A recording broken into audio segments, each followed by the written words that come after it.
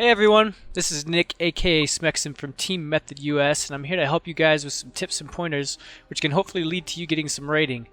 I'm going to be commentating some of my 3v3 matches from this week, and I'll point out some of the things I'm doing and things to look out for. Hope you enjoy! Alright, so we're going to be hopping into a game WS versus RPS, and you want to make sure that you have the right talent. So I went with Stormbolt, which is pretty much the only talent that I'm going to ever change out of or into double time, but it's so that I can kind of have control over my swaps, and I don't really need double time to stick on a Shadow Priest, so we'll just go right into the game. If I believe right, I get sapped a couple times, and versus this team, you really want to make sure that you have Berserker Rage to get out of fear, so I don't want to just waste it here on the sap, otherwise he'll just full fear me and silence my healer and I won't be able to do anything. So I sit these saps. I see the Shadow Priest is kind of starting to pop his cooldowns, but I'm not going to be over aggro right here.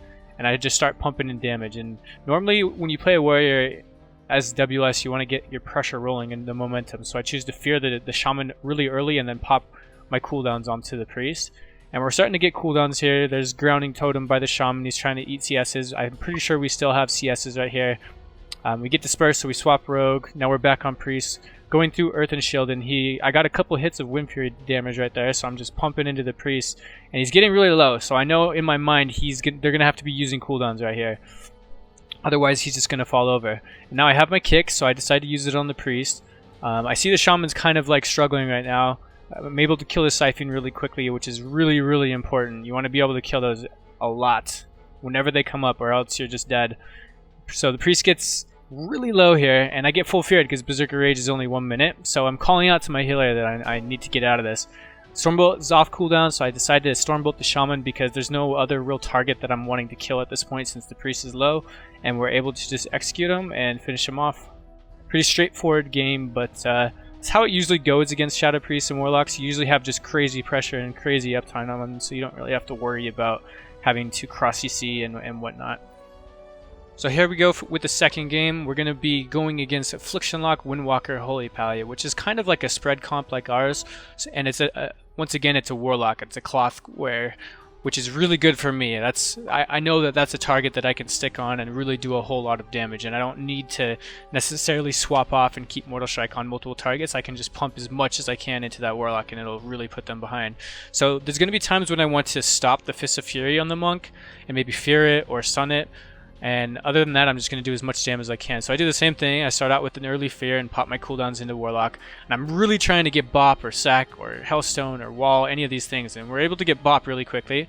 Swap over to Pally while he's bopped so that I can get Mortal Strike up on him and he has to heal through 2 targets. And you can kind of see like the spread pressure that we have right now.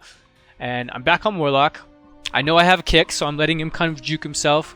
And there we go. We get Sack and Warlock Wall. And I see the Monk is swapping over my healer. He leg sweeps him. I know he's going to Fist of Fury, so I don't want to get close to him. And I hold my Stormbolt for it and stop the Fist instantly, which saves my healer.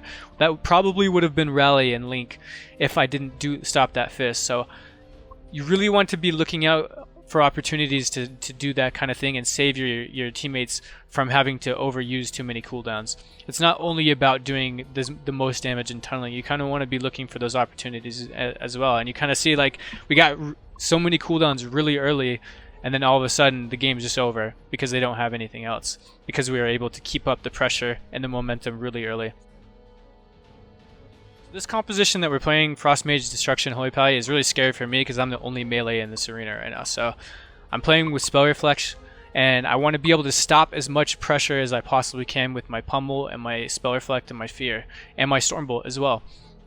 So I'm going to be hitting the Warlock most of the time just because, you know, it's that cloth target that I'm able to have a lot of uptime on and just rip through, do the most damage possible.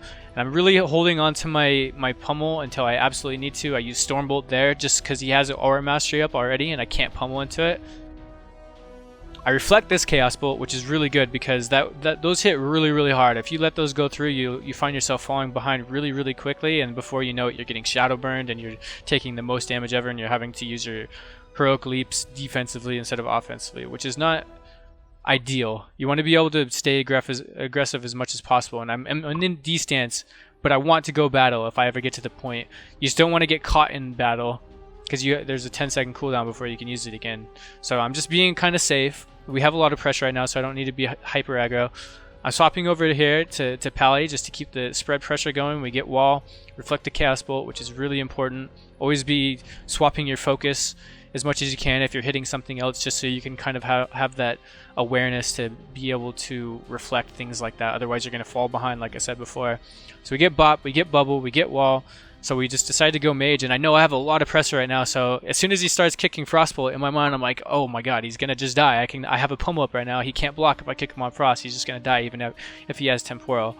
And what do you know, he gets low, I execute him after kicking him, and the game's over. Just like that. And as you guys can see, WS is just super strong with the rot pressure, so you just have to be mindful of the targets that you're hitting and be able to be on a target and use your pummel as much as possible, and use your reflect and use your abilities to create as much pressure as possible, but also make them play defense, because if they're playing defense, a lot of people tend to overuse cooldowns and not communicate well with their teammates, and then you just get more momentum, and that's when teams just kind of fall over. Alright, so this one's against an Elemental, an Affliction Lock, and a Holy Paladin, and I know you guys are thinking like, oh my gosh, another Warlock, he's just gonna sit on him again. But actually, in this video, I tend to go to the Elemental a lot more, because I know that if he's free casting, he's gonna be doing a lot of damage, and I'm not too worried about the Warlock. Like I definitely want to keep pressure on him as much as I can, but I know the Shaman isn't going to be able to go crazy, and that's really their kill opportunity, is when he's going with the big damage. So I'm trying to get as many pummels on him as I can, making him kite and use all these defensive abilities instead of his offensive ones. Like you can look at our frames right now, he had one flame shock up that whole time, and while I'm doing all this, we're getting all these cooldowns from everyone else. The pet gets low, so I decide to kill it. I fear his resummon, and unfortunately we didn't have any other stops because he still had wall up for one more second, and so he got another pet out. But at this point we have so much pressure, the Paladin doesn't have wings anymore. We get the Howl, and he Infernal Suns out of it. We get Shaman's Trinket with Stormbolt because he was behind the pillar. He jukes me right here, unfortunately, but we still have interrupts, and we still have every single cooldown because we've just got so much pressure at this point that they really can't recover. The pet gets low again, it dies again, and so now the lock is just like in trouble town. He's not able to get away. He has no port. He has no pet. He's going to be taking the most damage ever.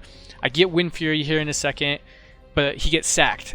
But in my mind, when a warrior gets Wind Fury, I'm ready to rock, and I'm doing the most damage ever. So I'm just going straight through it, because all that damage is going to the Pally. And look at what he has to do. He has to sit behind a pillar and cast Holy Lights.